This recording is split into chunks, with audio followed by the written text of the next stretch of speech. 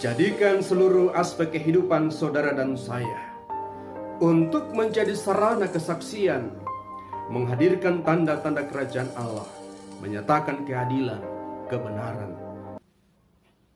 Salam saudara-saudara, jumpa kembali dengan saya, Pendeta Swingli Alamako STH. Tuhan memberkati kita semua. Dan melalui kesempatan ini kita akan bersama-sama belajar firman Tuhan dari Injil Yohanes pasal 12 ayat 20 sampai ayatnya yang ke-33. Firman Tuhan berkata demikian. Di antara mereka yang berangkat untuk beribadah pada hari raya itu, terdapat beberapa orang Yunani. Orang-orang itu pergi kepada Filipus yang berasal dari Betsaida di Galilea, lalu berkata kepadanya, "Tuan, kami ingin bertemu dengan Yesus." Filipus pergi memberitahukannya kepada Andreas. Andreas dan Filipus menyampaikannya pula kepada Yesus. Tetapi Yesus menjawab mereka, katanya, "Telah tiba saatnya Anak Manusia dimuliakan. Aku berkata kepadamu, sesungguhnya jikalau biji gandum tidak jatuh ke dalam tanah dan mati, ia tetap satu biji saja. Tetapi jika ia mati, ia akan menghasilkan banyak buah. Barang siapa mencintai nyawanya, ia akan kehilangan nyawanya. Tetapi barang siapa tidak mencintai nyawanya di dunia ini, ia akan memeliharanya untuk hidup yang kekal. Barang siapa melayani aku, ia harus mengikut aku, dan di mana aku berada, di situ pun pelayanku akan berada. Barang siapa melayani aku, ia akan dihormati Bapa. Sekarang jiwaku terharu, dan apakah yang akan kukatakan? Bapa, selamatkanlah aku dari saat ini. Tidak, sebab untuk itulah aku datang ke dalam dunia saat ini. Bapa, muliakanlah namamu." Maka terdengarlah suara dari surga, "Aku telah memuliakannya dan aku akan memuliakannya lagi." Orang banyak yang berdiri di situ dan mendengarkannya berkata bahwa itu bunyi guntur. Ada pula yang berkata, "Seorang malaikat telah berbicara dengan dia." Jawab Yesus, "Suara itu telah terdengar bukan oleh karena aku, melainkan oleh karena kamu. Sekarang berlangsung penghakiman atas dunia ini.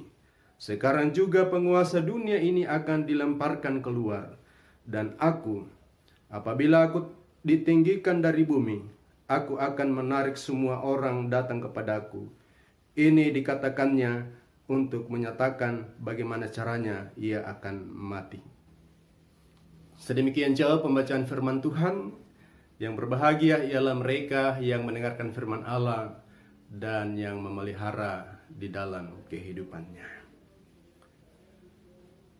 Saudara-saudara yang dikasihi oleh Tuhan, dari perikop firman Tuhan yang telah kita baca pada saat ini, mari kita renungkan dalam satu tema yang berkata, pengorbanan mulia membawa damai sejahtera.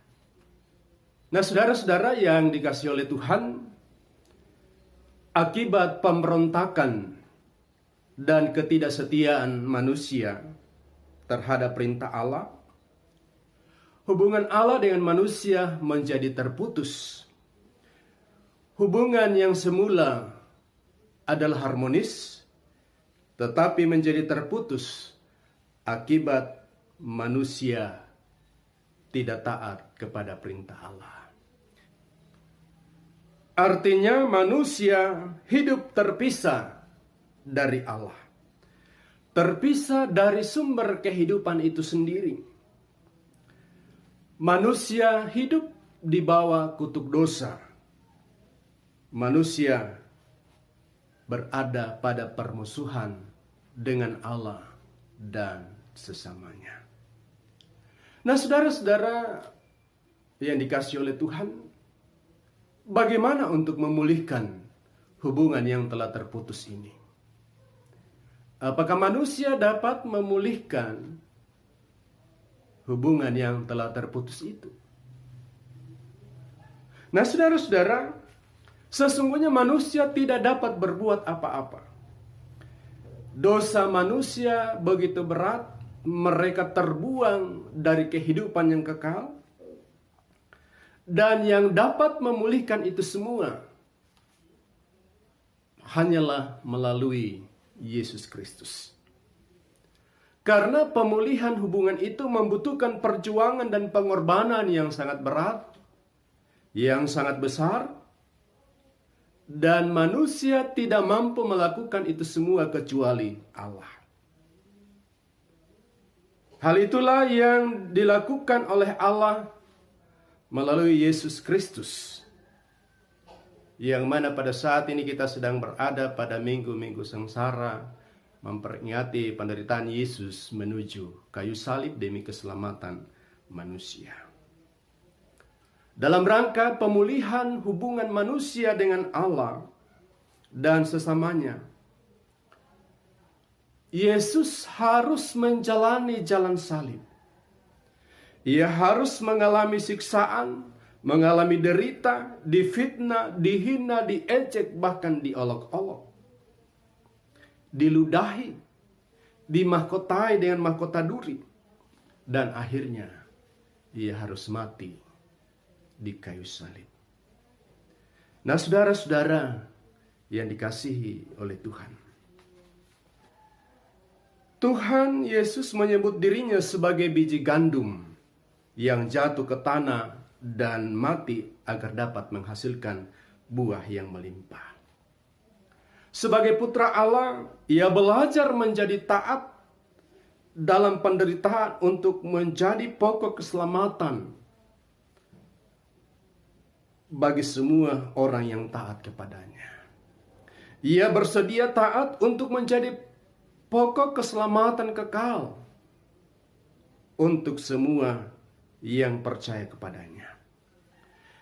Dia adalah pelaksana perjanjian Allah yang baru, di mana Allah mengampuni kejahatan umatnya dan tidak akan mengingat dosa-dosa umatnya. Itu semua dijalani oleh Yesus Kristus karena kasih-Nya begitu besar kepada manusia. Itu semua dijalani oleh Yesus Kristus demi untuk menyelamatkan kita, manusia yang berdosa.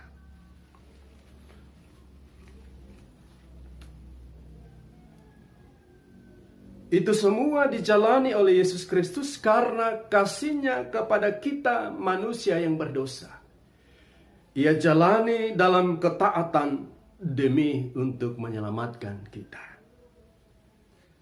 Tuhan Yesus telah menggantikan kita untuk memenuhi tuntutan hukuman mati yang mestinya kita harus tanggung. Dia telah memenuhi apa yang berkenan kepada Allah.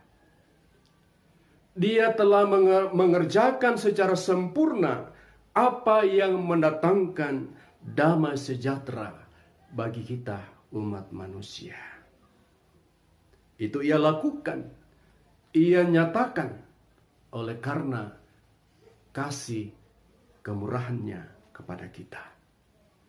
Karena itu saudara-saudara yang dikasihi oleh Tuhan, merespon pengorbanan yang mulia yang mendatangkan damai sejahtera itu, kita syukuri itu dalam kehidupan kita dengan menerima dan menyambut karya penebusan Allah di dalam Yesus Kristus.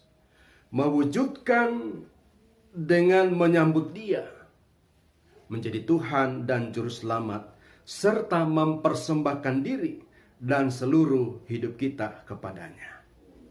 Jadikan seluruh aspek kehidupan saudara dan saya untuk menjadi sarana kesaksian, menghadirkan tanda-tanda kerajaan Allah, menyatakan keadilan, kebenaran, damai sejahtera, dan kasih di tengah-tengah kehidupan ini.